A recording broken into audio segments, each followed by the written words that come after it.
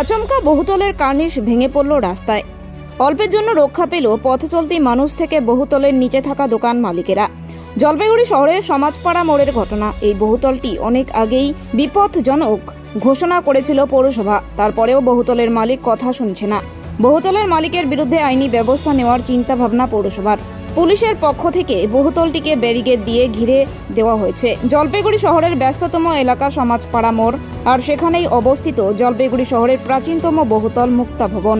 আজ থেকে প্রায় 70 বছর আগে এই বহুতলটি নির্মাণ হয়েছিল। বিগত কিছু বছর থেকে লক্ষ্য করা যাচ্ছে বেশ কিছু অংশে বেহাল অবস্থা বহুতলটির। জলপাইগুড়ি পৌরসভা একাধিকবার এই ভবনটিকে বিপজ্জনক ঘোষণা করে ভবনের মালিককে ভবনটিকে ভাঙতে বলা হয়েছিল। অভিযোগ, মালিক পৌরসভার কথা শুনছে না। মঙ্গলবার রাতে আচমকাই এই মুক্তা ভবনের 4 তলার কার্নিশের একটি বড় অংশ ভেঙে রাস্তায় পড়ে। রাত একটু বেশি থাকায় রাস্তা ফাঁকা থাকায় কোনো মানুষ আহত হয়নি। পাশাপাশি এই বহুতলের নিচে রয়েছে একাধিক দোকানঘর। সেই দোকান মালিকেরাও অল্পের জন্য রক্ষা পেয়েছেন। ঘটনার পরই এলাকায় ছুটে আসেন পৌরসভার আধিকারিক ও পুলিশ প্রশাসনের আধিকারিকেরা। আপাতত এই বহুতলের চারপাশে পুলিশ ব্যারিকেড দিয়ে আটকে রেখেছে। পৌরসভার চেয়ারম্যান পাপিয়া পাল জানিয়েছে, শহরের 12 থেকে 14টি বাড়ি বিপজ্জনক রয়েছে। এই বাড়িগুলিকে বিপজ্জনক ঘোষণা ও মালিককে নোটিশ দেওয়ার পরেও তারা কথা শুনছে না। এবার তাদের বিরুদ্ধে আইনি পদক্ষেপ নেওয়ার চিন্তা ভাবনা করা হবে। আপনার নাম? আমার নাম গদাই ঘোষ। কি হয়েছে বলুন তো? এই তো কিছুক্ষণ আগে মিনিট 10-15 আগে ওই উপর থেকে ভেঙে পড়লো চাদরটা মুক্তা ভবন।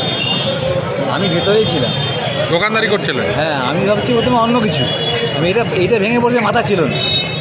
তারপর পরে মনে হলো যে এটা তো উপর থেকে ভেঙে পড়লো। ওই কিছুক্ষণ সময় পেয়েছি, ওই যে ওই কালো এইটা কার্নিশটা আছে, আমি কার্নিশটার নিচে ঢুকিয়ে গেছি। এবং মাথাটা ঢুকিয়ে দিয়ে পেছনটা বাইরে আমার এই অবস্থা। তারপরে বেরিয়ে আসলাম। এই যে কেউ কি ছিল সেই সময়? এই সময় কিছুক্ষণ আগে একটা ছেলে ছিল, বাচ্চা ছেলে, একদম মানে 2 মিনিটে হয় না। 2 মিনিটে ছেলেটা আমার দোকান থেকে গেল, গিয়েই এই ঘটনা।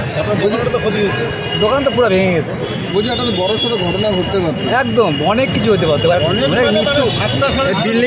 বিল্ডিংটা কি অবস্থা দেখলাম উপর থেকে ভাঙ্গা পড়লো, যেতেছিলাম আমরা রাস্তা দিয়ে। তারপর বলছি, এটা একটা বড় ঘটনা তো ঘটতে পারতো। তা তো যদি লোকজন থাকতে তো হইতে ঘটনা একটা বড়। কি ভেঙে পড়েছে? এটা তো মানে সাইনবোর্ড মানে সানসেটের এটা ভাঙ্গা পড়ছে। এটা তো পৌরসভা দেখা উচিত। এ তো একটা করা উচিত সব কিছুর মধ্যেই, নাহলে একটা অঘটন বড় কিছু হয়ে গেলে তো। কি অবস্থা দেখলেন এখানে? এ তো কি বলবো। কোন বাড়ি? মুক্তা ভবনের বাড়ির জন্য আমাদের বিপজ্জনক বাড়ি বলে আমাদের চিহ্নিত করে আমরা কিন্তু অলরেডি দুবার আমরা নোটিশ করেছি। সেক্ষেত্রে আমরা এই কপি জেলা প্রশাসনের কেউ জানিয়েছি যে শহরের মধ্যে কিছু বাড়ি আছে যেগুলো বিপজ্জনক অবস্থায় রয়েছে। ওনারা একটা চিঠির উত্তর আমাকে হয়তো একটু দেখে নিতে হবে। ওনারা বোধহয় একটা উত্তর দিয়েছিলেন যে ওনারা কিছুটা সময় চেয়ে একটা চিঠিও করেছিলেন। সেক্ষেত্রে এই ধরনের ঘটনা আমি এক্ষুনি একটু আগে আপনাদের কাছে শুনলাম, এবং আমার পুরসভার গেছে ওখানে, স্থানীয় কাউন্সিলর, ভাইস চেয়ারম্যান গেছেন ওখানে।